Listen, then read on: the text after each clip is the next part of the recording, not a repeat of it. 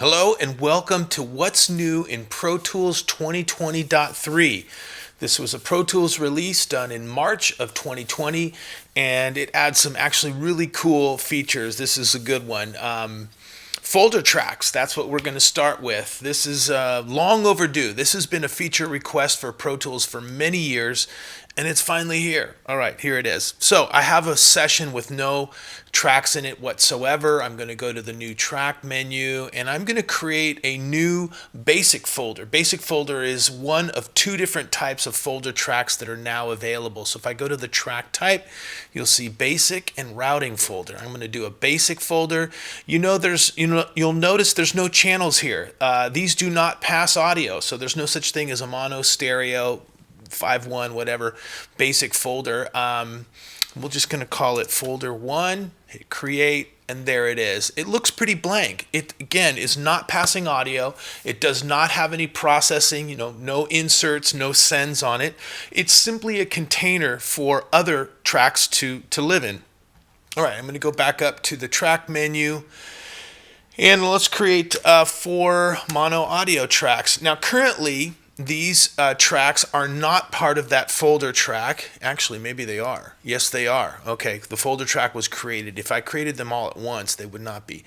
So as I open and close this folder, you'll see that the tracks, the 4 audio tracks, are shown or hidden. They're still fully functional. They'll play back. Everything that's on them plays back as normal when the tracks are folded away or when they're opened up. It doesn't matter. This visually just cleans up your screen, allows you to kind of tuck tracks away so that you can manage your screen and deal with a larger number of tracks more conveniently. So as we said, these are currently being routed out whatever output. I could have individual outputs for all of these 4 audio tracks that are currently part of this folder. It doesn't have anything to do, this basic folder, with any of the routing functionality. It does, however, give me a group sort of functionality when it comes to muting. If I mute the folder track, all of the tracks that are members of that folder are muted as well. And of course, the same thing if I solo it, those tracks will continue to play. I'm going to add just a couple of more tracks. And let's see if we can add, I'm just going to do 2 more. And those were added into the folder as well. So I'm going to remove them. There's a couple of ways to do that. I can right click on these 2 selected tracks and move to top level. That's going to bump these out of this folder, and I'm going to color them slightly different so we can see what's going on here. Okay, so these 2 green tracks are now not inside the folder, and if I open and close that folder, you'll see the 4 blue tracks, audio 1 through 4, are, let me widen them out a little bit, there we go, are hidden or shown based on the folder status, but these 2 green ones are outside of it. And they're also muted as a result of the solo button on the basic folder. So when I solo the basic folder track, it will mute, or soft mute is what we call it, when the mute button is lightly orange as opposed to a hard mute when it's been selected. The solo button on a basic folder track will soft mute tracks outside of that folder, so the only things you'll be hearing are members of that basic folder group.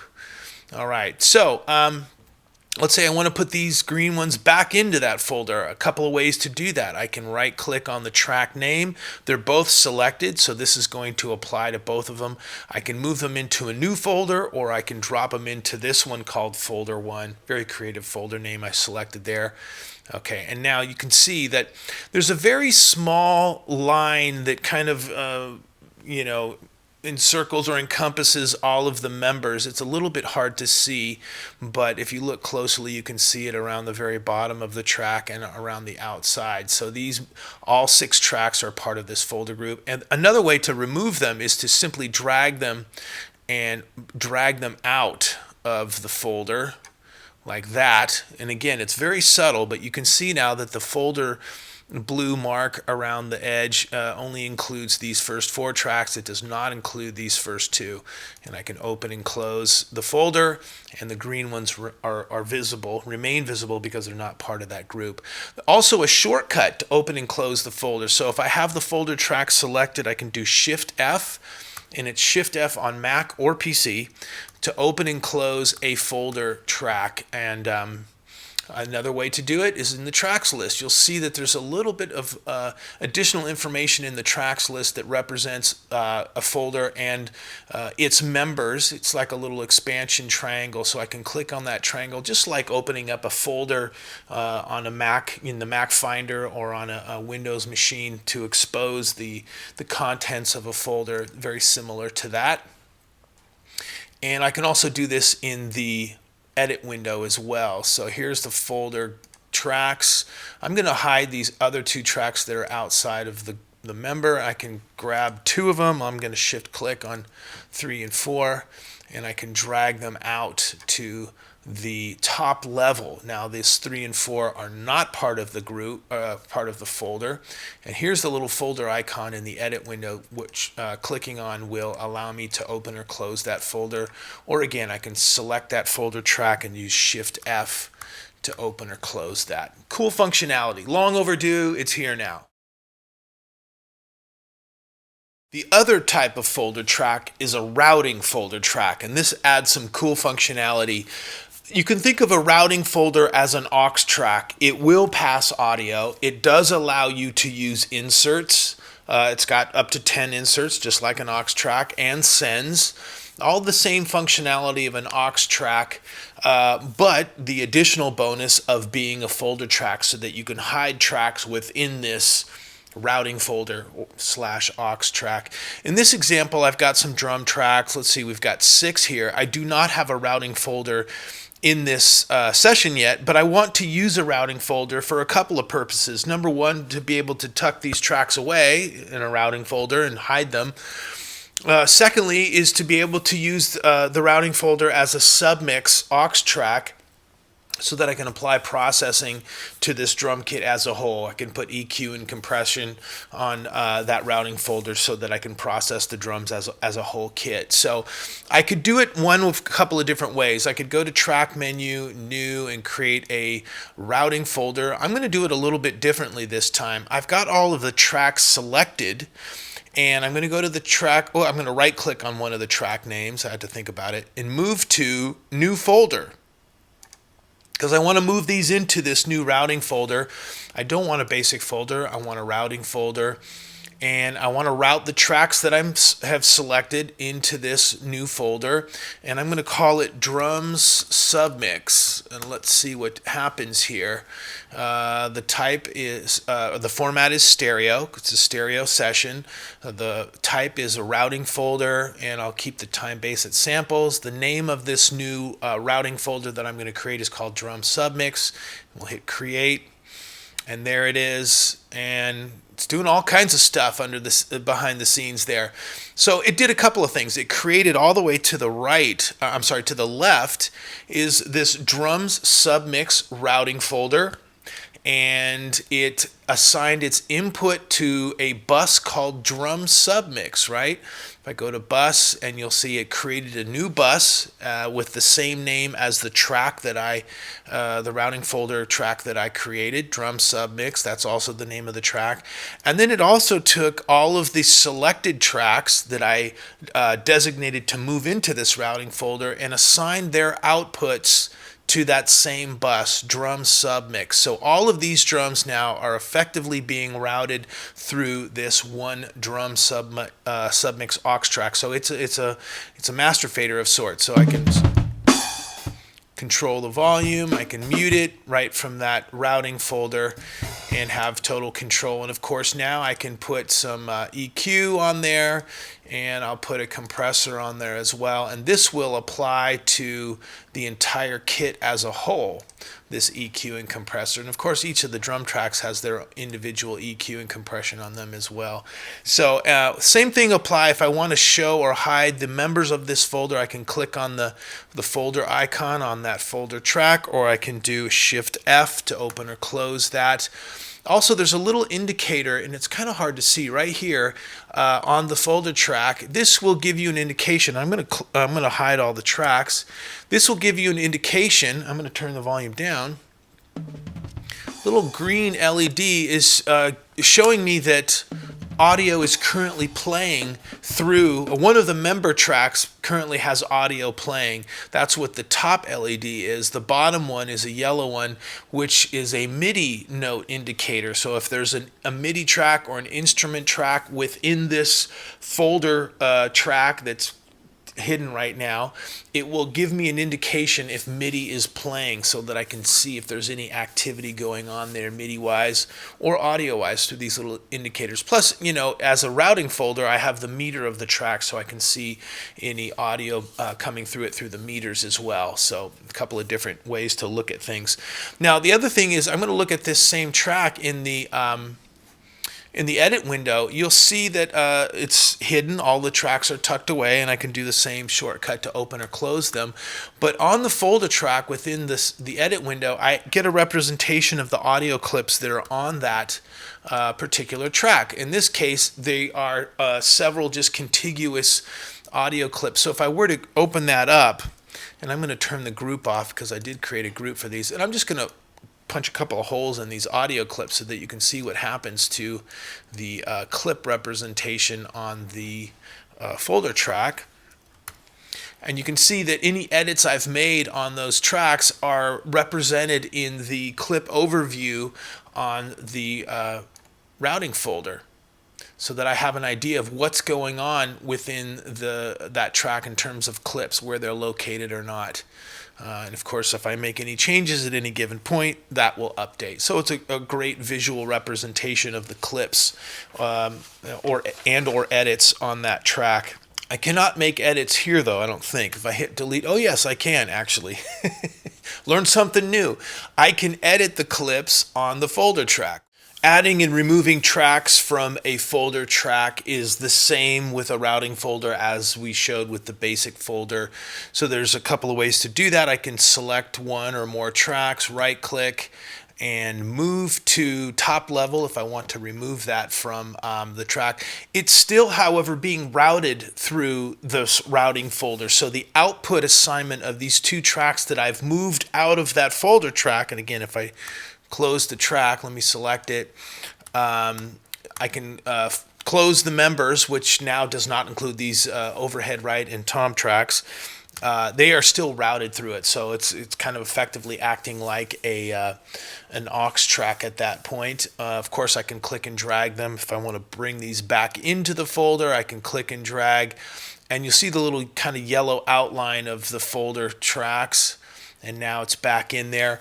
I can make a folder track inactive. It will make the member tracks inactive as well. I'm going to close that, make inactive. And if I open that up, you'll see that all of the member tracks are inactive as well. I can duplicate folder tracks as well. If I right click and duplicate, there it is. I have another option. Do I want to duplicate all the member tracks as well? So I can choose to do that or not. Let's see, what else? For some reason, and I think I know why, folder tracks are not able to be used with a cloud collaboration session. So if you're sharing a folder via the Pro Tools Cloud Collaboration, folder tracks are, routing folder tracks are turned into aux tracks. And I think that's probably for backwards compatibility, because folder tracks are new. There's probably a large number of Pro Tools users that may not be upgraded to this version of Pro Tools yet. So hopefully at some point folder tracks will be enabled in the cloud collaboration functionality as well. I can import them into a session from another session. And that's it, folder tracks. This is a welcome, cool new feature in 2020.3.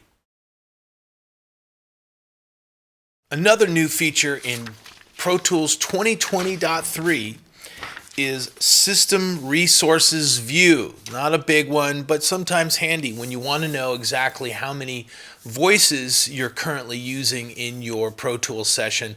And a voice correlates to an audio track. You use one voice for each mono audio track and two voices for a stereo track and so on. There's other ways that voices can be used And this allows you to keep track of how many that you have. So I have my system usage window open, but I'm going to show you how you get to it. In any version of Pro Tools, go to Window menu, System Usage, and you will see a few different categories in here. CPU, this refers to your computer, how much of your system resources that you're using for native plugins, audio playback in some cases, depending on your hardware. Activity, how much your disks, your hard disks are being taxed at any particular time. Your disk cache and your memory usage, but resources is relatively new. This keeps track of your voices. I'm on an HDX system, so I have 256 voices at 48K sample rate. Right now I have 16 audio tracks, so I'm using 16 of those audio tracks in this particular case. And you can also look at this same resource view in non-HDX systems. This used to be previously only an HDX thing, but now it's available in all Pro Tools systems. And this is a screenshot from my laptop system usage window, and you can see the resources view is there as well. All right, this next feature is a shortcut, a new shortcut for the command called Link, Track, and Edit Selection. And I think that many people aren't even aware of this feature. It's kind of cool. I use it often. It's one of the small square blue buttons at the top of the edit window, right below the tools, right here on the right below the trim tool. So Shift T is the shortcut, and that will enable or disable that function. And what is that? So what that does is it ties the selected track to the cursor. So for example, if I drop my cursor on a particular track, it's off right now. I have my cursor or a timeline selection, and it's different than what the selected track is. If I turn that on using Shift T to turn that shortcut on, you'll notice that the selected track name corresponds to the selection in the timeline. So if I click and drag up here on the kick track nameplate is selected. Or maybe I want to select a few tracks. I can click and drag across those tracks, and it will quickly select those tracks. This is handy for doing certain functions to maybe a group of tracks. Maybe I want these overheads, and I want to create a send on just those overheads. I can quickly select them by clicking and dragging in the timeline on those tracks. The two track names are selected. I can do Shift Option on a Mac or Shift Alt on a PC and assign a bus to those two tracks easily. Maybe I want to put plugins on these three tracks. I can select them quickly, Shift Option, put a whatever EQ on there. They already have an EQ, but I'm adding a second. So it allows me to quickly make selections of tracks and apply whatever type of function, a whole variety of functions to those selected tracks. Another thing you can do with it is the cursor can be moved up and down in the timeline. The cursor right now is at the top track, and I have my A to Z button lit over here, my commands focus. And that will allow me to move the cursor on the tracks down to the next track and the next track. And I'm using semicolon to move the cursor down, and I'm using P to move the cursor up. And as I do so, you'll notice, I'm going to move it over here, you'll notice that the track name selection follows where my cursor is. So something I use fairly often for that as well, just to kind of give me an idea of where my cursor sits right now. Or last but not least, what this will allow you to do is to deselect tracks. So in this case, I've selected all the tracks track names are selected. I want to exclude this snare bottom track, so I will command click on the snare bottom track to deselect it, and that timeline selection on that track will be removed as well. And those are all functions of tying the timeline selection to the track selection. Shortcut to turn that on and off, Shift T. Very cool, handy feature.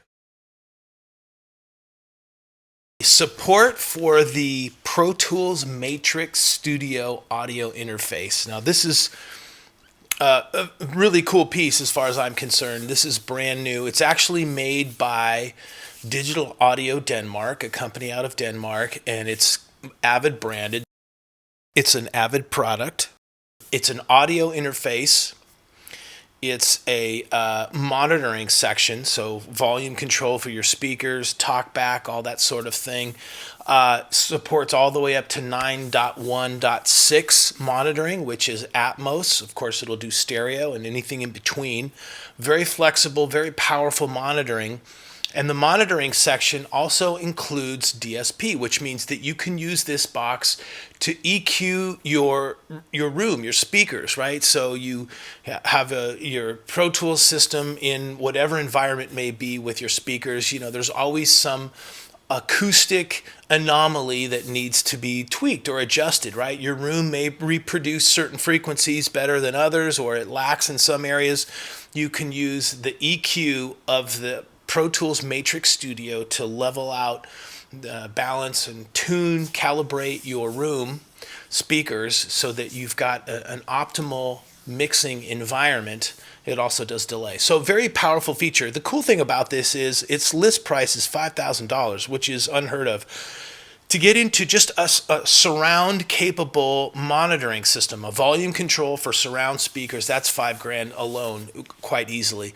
This interface connects to an HDX card or an HD native Thunderbolt or an HD native PCIe, so it's capable of analog audio, ADAT, and Dante. So it adds Dante audio, 64 channels of Dante to your Pro Tools system, which opens up a whole nother world in terms of routing and flexibility and devices that you can now integrate into your Pro Tools system very easily. So I can't stress this enough. It's not for everybody. If you need this sort of thing, check it out. The Avid Matrix Studio. Very cool piece.